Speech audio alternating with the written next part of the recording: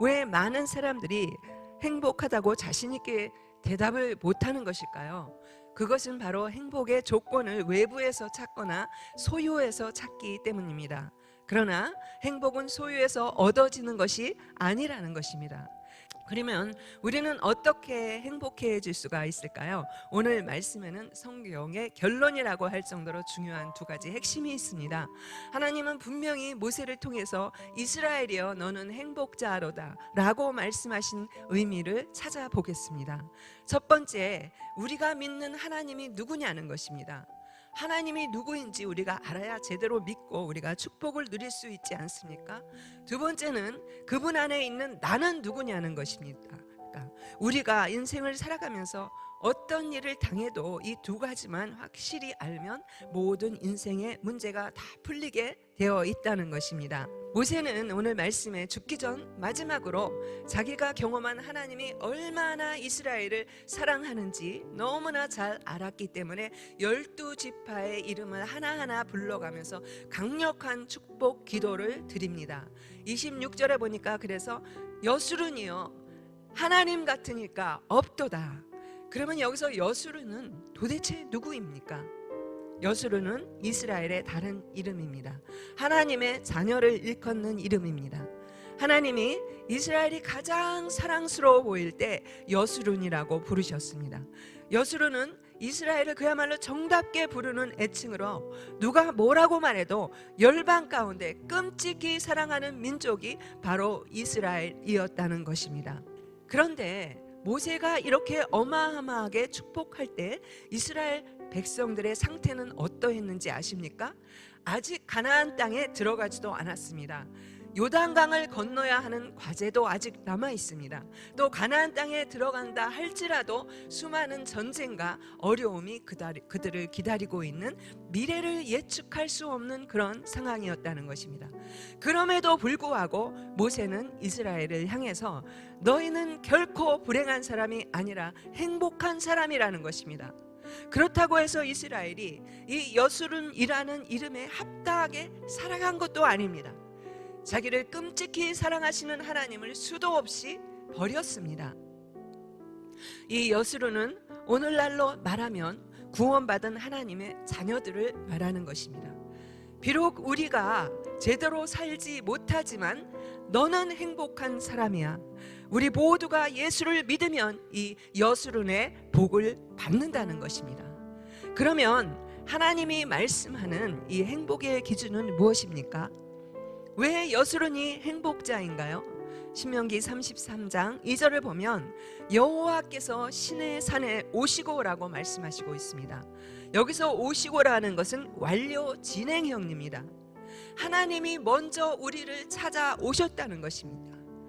지난날 모세에게 하나님이 이미 오셨고 또 지금도 계속해서 말씀으로 여러분의 삶에 이 아침에 여러분의 거실에도 찾아오시는 하나님이십니다. 그러니 우리가 얼마나 행복한 사람이냐는 것입니다.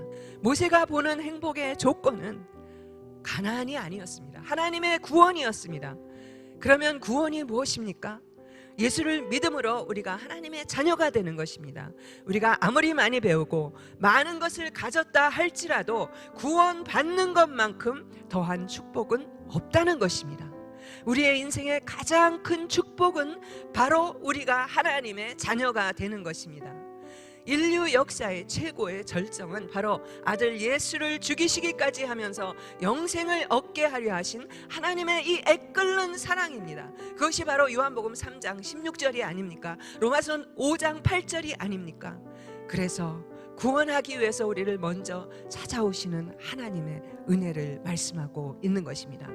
정말 저와 여러분이 예수를 믿음으로 구원을 받았다면, 하나님의 자녀가 되었다면 이미 여러분은 행복한 사람이라는 것입니다. 코로나 사태가 와서 이렇게 될 줄 누가 알았겠습니까? 처음에는 마스크 대란에 손 세정제 또 화장실 티슈에 거기다 최근 들어와서는 고기 파동까지 났습니다. 그런데요, 이사야서 46장 3절 4절 말씀 보니까 이럴 때 하나님이 우리를 어떻게 보호하시는지 놀라운 말씀이 있습니다. 야곱의 집이여 이스라엘 집에 남은 모든 자여 내게 들을지어다. 뭐라 그랬냐면은 배에서 태어남으로부터 너희가 내게 안겼고 태에서 남으로부터 내게 업힌 너희들이여, 너희가 노년에 이르기까지 내가 그리하겠고 백발이 되기까지 내가 너희를 품을 것이라. 내가 지었은즉 내가 업을 것이요 내가 품고 구하여 내리라. 아멘. 언제 어디를 가든지 주님 나와 함께 하셔서 나와 동행하여 주시고 내 삶을 이끌어 주시는데요, 참 이 말씀이 얼마나 감사하고 은혜가 되는지. 우리를 품에 안으시고 안아주시고 품어주시고 더 이상 걸어갈 수 없이 지쳐 쓰러질 때 우리를 업고 가신대요. 우리를 업어주신대요. 그런데요, 어릴 때만 업어주시는 게 아니라는 것입니다. 노년이 되어서 백발이 성성할 때까지, 인생길이 피곤하고 지쳐 쓰러질 때 하나님이 우리를 업고 가신다는 것입니다. 하나님의 그 등이 얼마나 큰지 모든 피곤하고 지친 사람을 다 업고 가신대요. 이 하나님의 은혜가 얼마나 감사한지 모르겠습니다. 품을 것이고 또 품고 구해내리라. 어떤 사람이 가장 행복한 사람인가? 갈렙 여론조사가 했는데요, 놀랍게도요 빌 게이츠 같은 사람 아니었습니다. 생생한 하나님에 대한 체험을 경험한 자가 가장 행복한 사람이라고 대답한 것이 1위였다는 것입니다. 이 갈렙 조사가 크리스찬 기간 아니잖아요. 세상 기간입니다. 이것을 보면 하나님이 인간의 행복의 근원을, 이 웰빙이 어디에서 오는지, 하나님인 것을, 하나님을 떠나서는 누구도 행복해 해줄 수 없다라는 사실인 것입니다.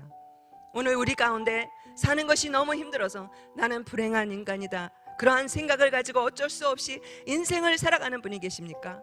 인간관계의 아픔과 갈등 때문에, 아니면 경제적인 이유 때문에 불평하며 마지못해 인생을 사시는 분이 계십니까? 주님은 말씀하십니다. 여술은 너는 행복한 자라. 그렇습니다. 저와 여러분은 하나님의 도우심 때문에 행복한 자인 것입니다. 제가 목사로서 꿈이 있다면 제 자신이 가장 행복한 목사가 되는 것입니다. 그리고 저와 함께 주님을 섬기는 많은 성도들이 주님 때문에 행복한 사람으로 살아간다는 그런 고백을 하는 것입니다. 목회에 가장 큰 보람이 있다면 주님 때문에 행복해요 라고 그러한 고백을 듣는 것이 정말 보람인 것입니다. 여러분, 건강한 교회가 어떤 교회입니까? 숫자적으로 부흥하는 교회입니까? 그것도 물론 좋지만 정말 건강한 교회는 주님 때문에 행복한 사람이 많은 교회가 정말 건강한 교회인 것입니다. 저는 모든 성도들이 주님 때문에 행복하다라고 고백하는 성도들이 될 수 있기를 바랍니다. 주님과 함께 승리하는 여러분 되기를 바랍니다. 여러분, 승리가 뭡니까? 실패가 없는 것이 승리입니까? 아니라고 생각합니다. 하나님은 우리의 대적과 우리의 문제와 상처를 뽑아내주시는, 없애주시는 하나님이 아니라는 것입니다. 잡초는 뽑아내면 다시 생깁니다. 우리의 문제는요, 잡초처럼 뽑아내도 또 생긴다는 것입니다. 하나님은 우리의 문제를 고통으로 eliminate, 뽑아내주시는 것이 아니라요, illuminate, 빛을 비추셔서 완전히 문제를 녹아버리게 하고 문제를 해체시켜 버린다는 것입니다. 그 빛이 뭡니까? I am the light, 내가 빛이다라고 말씀하시는 예수 그리스도 아닙니까? 마스크 아닙니다. 손 세정대 아닙니다. 스티뮬러스 책 아닙니다. 당장 해결되겠지만 얼마나 가겠습니까? 빛을 비춰주시니까 어둠에 빛이 비치면 우리의 눈이, 우리의 생각이 현실이 아니라 위를 바라보게 되어 있다는 것입니다. 문제가 다 해체되는 것이고 문제가 파워레스 되는 것입니다. 하나님이 이스라엘을 부르실 때 말을 아끼셨다 부르신 이 애칭 여술은, 이스라엘이 가장 사랑스러워 보이실 때 여술은이라고 부르셨습니다. 무한한 애정을 가지고 우리를 지금 여술은이라고 부르고 계십니다. 이제 여술은 너희는 세상에 들어가 빛이 되라는 것입니다. 여러분, 신앙의 무대는 교회가 아닌 것입니다. 교회 와서 큰 소리 한다고 아무 소용이 없습니다. 우리 신앙의 무대는 세상인 것입니다. 이제 우리는 세상 속으로 들어가서 빛과 소금이 되어야 되겠습니다. 신앙인에게 세상은 양면적입니다. 버려야 할 세상인 동시에 선한 영향력을 행사해야 할 곳입니다. 신앙은 세상의 빛과 소금이 되어야 하지만 동화되지는 말라는 것입니다. 교회는 세상이라는 그 물에 떠 있는 배와 같습니다. 방주와 같습니다. 물에 떠 있어야 죽어가는 사람을 구할 수가 있습니다. 하지만 배에 세상적인 가치관이, 인간의 생각이 침투해 구멍이 나면 가라앉을 수밖에 없다는 것입니다. 내가 행복하기 위해서 내 옆 사람이 변해야 돼. 내가 행복하기 위해서 내 자식이 내가 바라는 대로 자라줘야 돼. 그렇게 기도하고 간절히 소망했어도 여러분, 내 옆 사람이 변했습니까? 내 옆 사람이, 저 사람이 변해야 내가 행복해야 해. 그게 아니고 내가 먼저 행복한 사람으로 바뀌어야 돼. 내가 먼저 변해야 돼. 그게 행복한 사람의 삶이라는 것입니다. 오늘 우리들은 어떻습니까? 오늘 우리들은 행복한 삶을 살아가고 있습니까?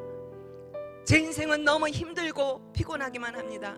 또 실제로 다른 누구에게도 말할 수 없는 괴롭고 어려운 형편 속에서 안타까워하는 분들도 계실 것입니다. 하지만 하나님이 우리와 함께 하신다는 것, 그 자체가 바로 행복이 아닙니까? 하나님이 우리와 함께 하신다는 이 말이 어쩌면 우리에게 너무 익숙한 말일지도 모릅니다. 항상 들어왔던 말이기 때문에 별로 감동도 없고 느낌도 없는 말일 수도 있습니다. 우리가 예배를 마음껏 드릴 수 있을 때, 마음껏 찬양할 수 있을 때, 마음껏 부르짖고 기도할 수 있을 때, 언제든 모임을 가질 수 있을 때 우리는 너무 당연하게 생각했던 것이 아닌지요? 너무 익숙해져서 감동도 갈망도 없었던 것이 아닌지요? 그래서 힘들고 어려울 때 모세가 오늘 우리에게 말씀을 주신 것입니다.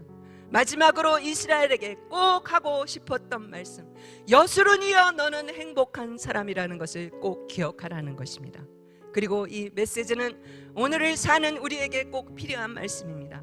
가나안은 크게 보이고 자기 자신들이 작게 보이는 순간에 그들에게 꼭 필요한 말씀이 이 말씀이었다면, 오늘을 사는 우리들도 세상은 크게 보이고 팬데믹 때문에, 이 코로나 바이러스 때문에 앞으로 경제는 어떻게 될 거지, 우리 건강은 어떻게 되는 거지, 수많은 루머들이 나오고 있습니다. 우리들 자신은 너무나 작게 보일 때 우리가 읽어야 할 말씀, 기억해야 할 말씀이 오늘 바로 이 말씀이 아닐까요? 나는 잘났다고, 나는 잘하고 있다고, 다 알고 있다고 잘난 척하고 하나님을 기만한 죄, 교만했던 그 죄를 회개해야 할 때가 아닌가요? 저 사람이, 저 목사님이, 저 상사가, 저 직장 동료가, 대통령이, 국회의원이 잘못해서 그래 손가락질 할 게 아니라 내가 회개의 눈물을 먹어야 하지 않겠습니까? 내가 변해야 그게 부흥인 것입니다. 저들이 잘못하고 있으니까 저들이 바뀌어야 되고 벌을 받아야 되고, 그게 아니라 내가 바뀌어야 저들이 여수론의 축복에 들어오게 되어 있다는 것입니다. 하나님이 우리를 먼저 품으셨지 않습니까? 우리가 품고 기도하지 않으면 저들은 지옥에 갈 수밖에 없다는 것입니다. 그게 여수론으로 불리우는 unconditional, 조건 없는 사랑을 받은 행복자의 삶이 아닐까요? 코로나 바이러스는 저 나쁜 정치가들의 문제가 아닙니다. 중국의 누구의 문제가 아닙니다. 이 여수론 행복자, 너희 크리스찬들이 교회가 회개하라는 사인인 것입니다.